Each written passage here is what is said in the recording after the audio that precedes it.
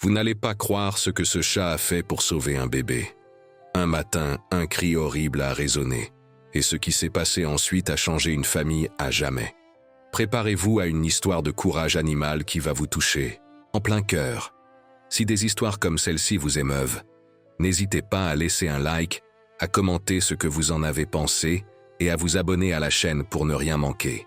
Qu'est-ce qui peut être plus terrifiant pour une jeune mère que le silence de l'aube brisé par un son qui ne fait pas partie de la normalité?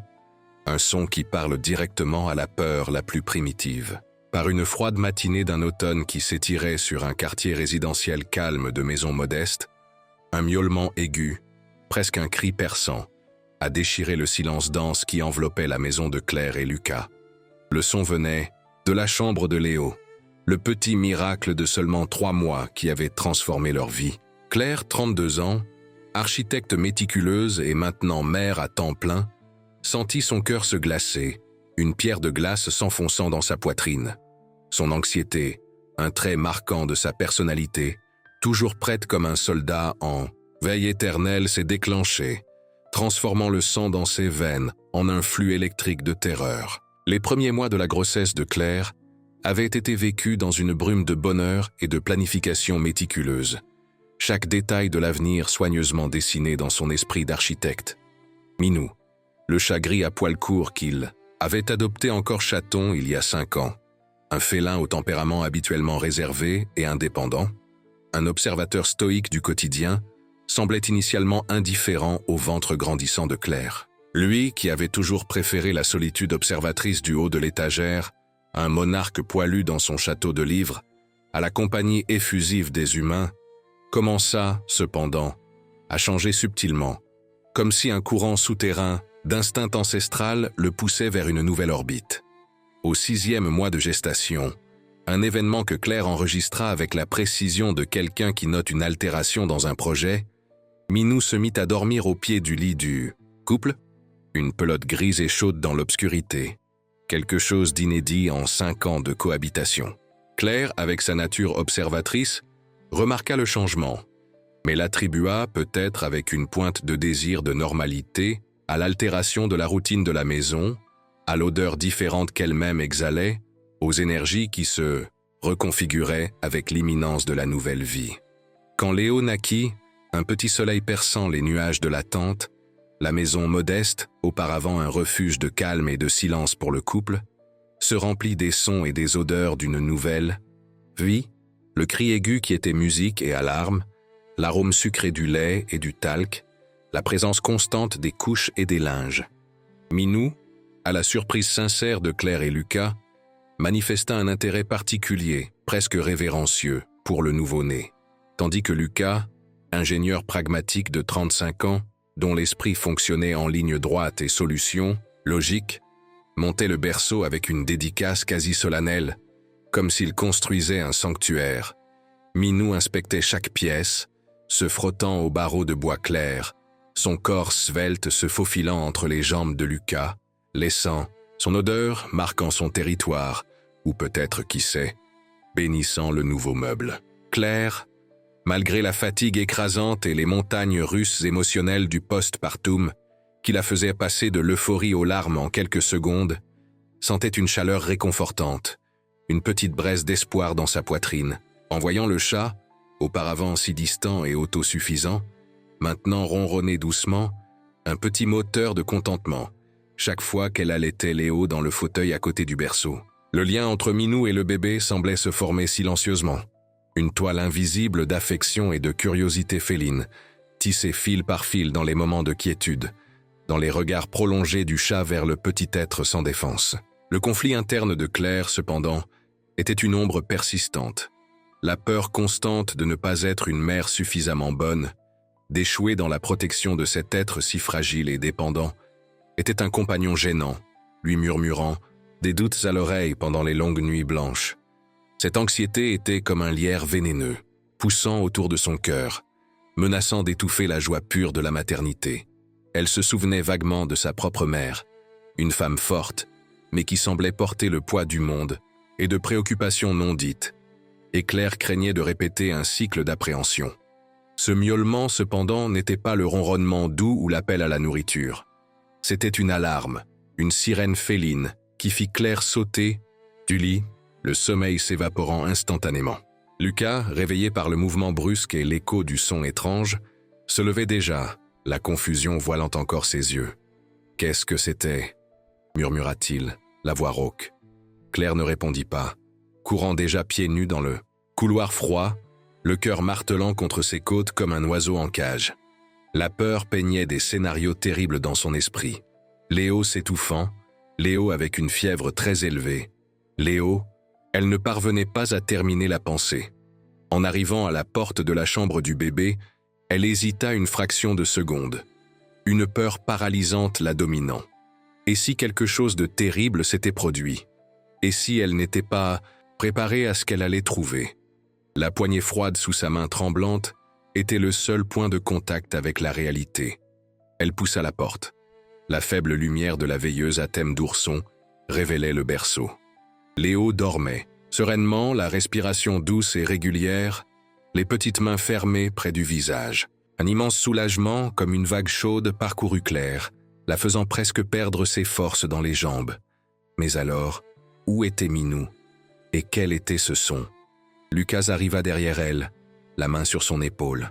« Il va bien », dit-il, la voix encore chargée de sommeil, mais avec un ton de tranquillité que Claire enviait. C'est alors qu'ils le virent. Minou était recroquevillé près de la fenêtre, le poil hérissé.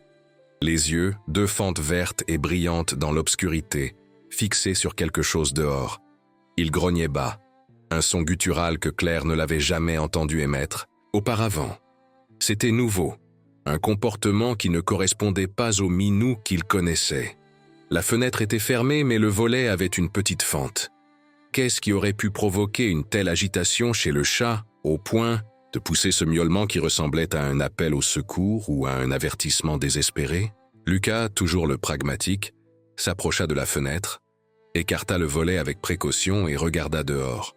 La rue était déserte, baignée par la lumière pâle des lampadaires, les arbres immobiles en l'absence de vent. Il n'y a rien. Là, dit-il, se tournant vers Claire avec un haussement d'épaule. Ça devait être un chat errant ou une fouine. Minou a eu peur. Claire n'était pas convaincue. Le grognement de Minou n'était pas de peur. Il était de menace, de préparation au combat. Et le miaulement initial, celui qui l'avait arraché du lit, avait été différent, presque humain dans son désespoir. Elle prit Léo dans ses bras, la petite chaleur du corps du bébé contre le sien calmant un peu la tempête dans sa poitrine. L'odeur de Léo était son encre, sa promesse de lumière. Les jours qui suivirent, la normalité tenta de se réinstaller, mais une fine couche d'appréhension demeurait, comme de la poussière sur les meubles. Claire se surprenait à observer, Minou avec plus d'attention. Le chat semblait plus vigilant, patrouillant la maison avec une gravité inhabituelle. Ses promenades dans le jardin devinrent plus courtes et plus ciblées. Il passait de longues périodes assis près de la porte, arrière ou de la fenêtre de la chambre de Léo, les oreilles dressées, le corps tendu. Lucas, de son côté, essayait de minimiser l'incident, l'attribuant à l'instinct animal exacerbé par la présence du bébé. Il est juste protecteur, Claire. C'est normal. Mais pour Claire, dont l'anxiété était un filtre qui amplifiait tout signe de danger, le changement chez Minou était un présage. Un petit événement étrange se produisit une semaine plus tard. Claire trouva l'un des jouets de Léo, un hochet en plastique qu'elle était certaine d'avoir laissé sur la commode, tombé par terre, près de la porte de la chambre, comme s'il avait été traîné. Elle l'attribua au vent, à une négligence de sa part. Mais la graine du doute était déjà plantée. Pour essayer de calmer ses nerfs et d'avoir une preuve concrète de ce qui se passait quand elle ne regardait pas, Claire décida d'acheter une babycam avec caméra et capteur de mouvement. Lucas trouva que c'était un excès, un symptôme de plus de la surprotection de Claire, mais céda, espérant que cela apporterait un peu de paix à sa femme. L'installation de l'appareil fut un petit rituel.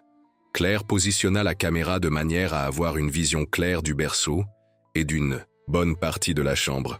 Cette nuit-là, elle parvint à peine à dormir, les yeux rivés sur l'écran du moniteur à côté du lit. Tout semblait normal. Léo ronflait. Minou dormait sur un pouf dans un coin de la chambre. Vers 3 heures du matin, cependant, une alerte de mouvement sur l'application du téléphone portable la réveilla. Le cœur battant la chamade, elle vit à l'écran Minou se lever soudainement, le corps arqué, fixant un point sombre sous le berceau. Il n'y avait pas de son, seulement l'image granuleuse du chat en alerte maximale. Rien d'autre ne se produisit, et Minou finit par se recoucher, mais pas pour dormir. Il resta là une sphinx, grise, les yeux fixés dans l'obscurité. Claire sentit un frisson. Il y avait quelque chose là. Minou le savait. Et elle, avec son anxiété que tant jugeait excessive, avait peut-être raison depuis le début. La foi qu'elle plaçait en ses instincts maternels, auparavant vacillantes, commençait à gagner un peu plus de fermeté, comme un bourgeon têtu perçant le sol dur. La situation commença à s'aggraver subtilement. De petites éraflures apparurent sur la plinthe de la chambre de Léo, près du point que Minou fixait tant. Une odeur étrange, musquée et légèrement sucrée, flottait dans l'air certains matins, disparaissant aussi rapidement qu'elle était apparue. Lucas, confronté aux éraflures, admit finalement qu'il pourrait y avoir une petite souris dans la maison. « On va mettre quelques pièges, ça résoudra ça rapidement », dit-il, pratique comme toujours. Ils achetèrent des pièges, des appâts, tout ce qui était recommandé. Les premiers jours, rien. Les appâts intacts, les pièges désarmés. Minou cependant poursuivait sa veille, de plus en plus intense. Il mangeait à peine, passait des heures en silence, observant. Son poil, auparavant brillant, semblait un peu plus terne, et il avait perdu un peu de poids. Claire s'inquiétait pour lui autant que pour le danger invisible. C'était comme si le chat portait le fardeau de la protection de la maison seule. Une petite sentinelle contre une menace que seul lui et Claire semblaient prendre au sérieux dans sa totalité. Une après-midi, alors qu'elle conversait avec une voisine plus âgée, Madame Lourdes, une dame qui habitait la rue depuis des décennies et connaissait toutes les histoires du quartier, Claire mentionna, en passant, le problème avec un possible « rongeur ». Madame Lourdes fronça les sourcils. « Faites attention, ma fille. Avec ces nouvelles constructions près du ruisseau, les gens disent que les rats sont différents. Plus gros, plus audacieux. Des choses qu'on n'a jamais vues ici. » L'information tomba comme une pierre dans l'estomac de Claire. Des rats. Pas une simple petite souris. Le mot résonnait dans son esprit, apportant avec lui des images de maladie, de danger réel pour son bébé. L'anxiété qui avait été momentanément endormie revint avec force, une vague sombre menaçant de l'engloutir. Cette nuit-là, le moniteur de la babycam captura quelque chose qui glaça le sang de Claire. Une ombre, plus grande qu'elle ne l'avait imaginé, se déplaça rapidement sous le berceau. Ce n'était pas une souris. C'était grand, agile. Et Minou, qui était dans la chambre, se lança dans sa direction, disparaissant de la vue de la caméra. Claire entendit un sifflement aigu, un bruit de lutte, puis le miaulement furieux de Minou. Elle et Lucas coururent dans la chambre. Ils trouvèrent Minou avec le poil tout hérissé, grognant vers l'espace vide sous le berceau. Il n'y avait aucun signe de la créature, mais l'odeur musquée était plus forte que jamais. Et par terre, près de l'endroit où Minou se trouvait, quelques gouttes de sang. Serait-ce de Minou ou de la créature? Claire examina Minou frénétiquement, mais ne trouva aucune blessure visible. Le chat, cependant, tremblait, non de peur, mais d'une fureur contenue, d'adrénaline. Lucas, maintenant pâle et visiblement inquiet, comprit enfin la gravité de la situation. « Mon Dieu, Claire, tu avais raison, ce n'est pas une petite souris. » À partir de ce moment, la chasse devint une opération de guerre. Lucas scella toutes les fentes qu'il trouva, plaça du poison dans des endroits sûrs, hors de portée de Léo et Minou, et des pièges plus puissants. La maison, auparavant un nid d'amour et de tranquillité, se transforma en champ de bataille. La tension était palpable. Elle coupait l'air comme un couteau. Claire dormait à peine, sursautant au moindre bruit. Léo, inconscient de tout, continuait, à sourire et à babiller. Une petite île d'innocence au milieu de la tempête. Minou était la personnification de la vigilance. Il semblait avoir assumé le rôle de gardien de Léo de manière définitive. Où que le bébé fût, Minou était prêt, observant, flairant, toujours alerte. Son instinct félin, affûté par des millénaires de chasse et de survie, était maintenant la principale ligne de défense de la famille. Il était le phare silencieux dans la tempête qui s'était abattue sur le foyer.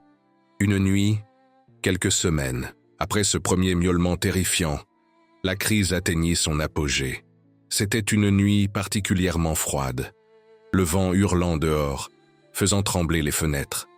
Claire était épuisée, mais un mauvais pressentiment la tenait éveillée. Lucas dormait profondément à ses côtés, épuisé par la semaine de travail et les nuits mal dormies. Sur le moniteur de la babycam, Léo dormait tranquillement. Minou n'était pas dans la chambre du bébé, ce qui était inhabituel. Claire sentit un nœud dans l'estomac. Où pouvait être le chat? Soudain, un son, un grattement insistant venant du mur de la chambre de Léo, près du berceau. Puis un bruit sourd, comme si quelque chose était tombé. Claire se leva d'un bond, le cœur battant la chamade. Elle courut dans la chambre de Léo. La scène qu'elle découvrit la paralysa d'horreur. Un rat énorme, plus grand que tout ce qu'elle aurait pu imaginer, essayait de grimper par les barreaux du berceau. Ses yeux rouges brillaient dans la pénombre, fixés sur Léo. Le bébé, réveillé par le bruit, commença à gémir. Claire cria, un son étranglé de pure terreur. Elle tenta d'avancer, mais la peur la cloua au sol. Ce fut à cet instant, quand le désespoir menaçait de la consumer, que Minou surgit. Comme un éclair gris, il sauta du haut de l'armoire, où il s'était caché, observant, attendant le bon moment. Il atterrit directement sur le rat, dans un enchevêtrement de poils, de griffes et de dents. La lutte fut brutale, sauvage. Des sifflements, des grognements, le bruit de corps se heurtant. Claire, enfin libérée de la paralysie, saisit Léo, du berceau, le protégeant dans ses bras, reculant vers la porte. Lucas, réveillé par les cris, arriva en courant, se retrouvant face à la bataille féroce. Minou se battait avec la fureur d'un lion. Le rat était grand et fort, se défendant avec férocité, mais le chat ne reculait pas. Il était plus petit, mais son agilité, sa détermination, son amour instinctif pour le petit humain qu'il avait, adopté comme le sien, lui donnaient une force surprenante. C'était la personnification du courage dans sa forme la plus pure. Une petite flamme indomptable contre l'obscurité envahissante. Il y eut un dernier sifflement aigu du rat, puis le silence, brisé seulement par la respiration haletante de Minou. Le chat s'éloigna lentement du corps immobile du rongeur. Il était blessé. Il avait une vilaine coupure à l'oreille et une éraflure sanglante à la patte. Mais il était vivant. Et Léo était en sécurité. Lucas, ayant surmonté le choc initial, agit rapidement. Il retira le corps du rat, pendant que Claire, tremblante, essayait de calmer Léo, qui pleurait maintenant effrayé.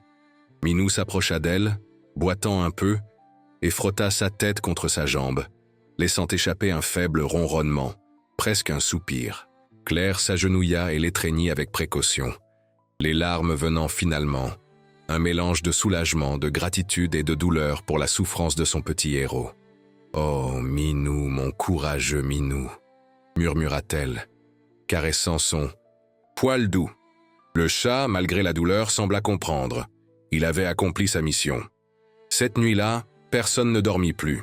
Ils emmenèrent Minou chez le vétérinaire d'urgence. Les blessures, bien que douloureuses, n'étaient pas graves. Il aurait besoin d'antibiotiques, de pansements et de beaucoup de repos. Pendant qu'ils attendaient, Claire et Lucas parlèrent, l'adrénaline courant encore dans leurs veines. « Je ne douterai plus jamais de toi ni de ce chat », dit Lucas, la voix étranglée. « Il a sauvé notre fils. » Claire sentit une vague de chaleur parcourir son corps. Ce n'était pas seulement le soulagement, mais une nouvelle force, une confiance qu'elle ne savait pas posséder. Son anxiété n'avait pas disparu complètement, mais elle était maintenant différente, tempérée par l'expérience, par la preuve que ses instincts, et ceux de Minou, étaient justes. Elle regarda le chat, recroquevillé sur ses genoux dans la voiture, et ressentit une gratitude si profonde qu'elle faisait mal. Cet être petit et réservé avait révélé une loyauté et un courage qui transcendaient toute attente.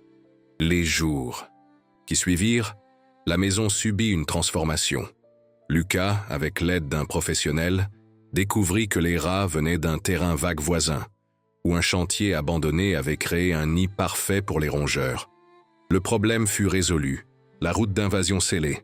La communauté locale, alertée par l'expérience de Claire et Lucas, prit également des mesures, et la tranquillité, peu à peu, commença à retourner dans le quartier. Minou se rétablit lentement. Il devint encore plus attaché à Léo, passant des heures à côté du berceau. Maintenant non plus comme un gardien tendu, mais comme un gardien serein, un compagnon silencieux. Claire changea aussi. La peur constante d'échouer en tant que mère fit place à une acceptation plus calme de ses propres vulnérabilités, mais aussi à une foi renouvelée en sa capacité à protéger son fils, avec l'aide inattendue d'un chat gris. Elle commença même à parler plus ouvertement avec sa propre mère, partageant ses insécurités et découvrant que, derrière la façade de force, sa mère avait aussi vécu des peurs similaires. Ce partage apporta une nouvelle lumière à leur relation.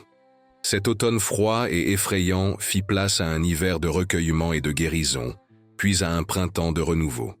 La maison qui avait été le théâtre de tant de peur redevint un foyer. Mais quelque chose de fondamental avait changé. La dynamique familiale s'était approfondie. L'amour entre Claire et Lucas, renforcé par la crise. Le lien avec Léo, encore plus précieux. Et la place de Minou dans la famille, cimentée pour toujours comme celle du héros improbable, l'ange gardien de poils et de moustaches. Claire se surprenait fréquemment à observer Minou et Léo ensemble. Le bébé rampait, maintenant, et Minou le suivait patiemment, permettant parfois à Léo de lui tirer la queue avec une tolérance surprenante. Dans ces moments, Claire ressentait une paix profonde, comme les eaux claires d'un puits après la tempête, reflétant un ciel plus propre. L'anxiété venait encore lui rendre visite de temps en temps, comme une vieille connaissance indésirable. Mais maintenant, elle avait des outils pour y faire face. La confiance en elle-même, le soutien de Lucas, et le souvenir du courage d'un petit chat qui avait enseigné à tous le vrai sens de la loyauté et de la protection. Ce miaulement perçant dans la froide matinée n'avait pas été seulement une alarme de danger, mais l'appel à un voyage de transformation, où la foi, la lumière et l'espoir furent redécouverts dans les endroits les plus inattendus, spécialement dans le cœur vaillant d'un chat nommé Minou. Il n'était pas seulement un animal de compagnie, il était de la famille. Il était un protecteur, une preuve vivante que les plus grands héros, parfois, viennent dans les emballages les plus discrets, avec un ronronnement doux et un regard plein d'une sagesse ancestrale. Et ainsi, la vie continua, plus riche, plus profonde, marquée à jamais par la bravoure silencieuse de leur gardien félin.